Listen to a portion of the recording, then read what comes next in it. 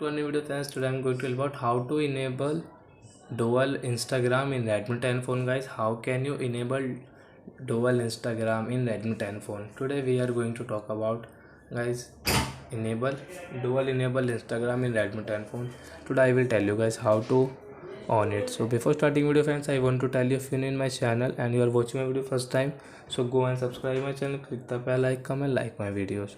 So now let's start video. First of all, open your phone setting, then guys come on apps, click on guys dual apps, click on guys Instagram, dual Instagram guys on it. So now you can see my Instagram has enabled in my Redmi 10 phone.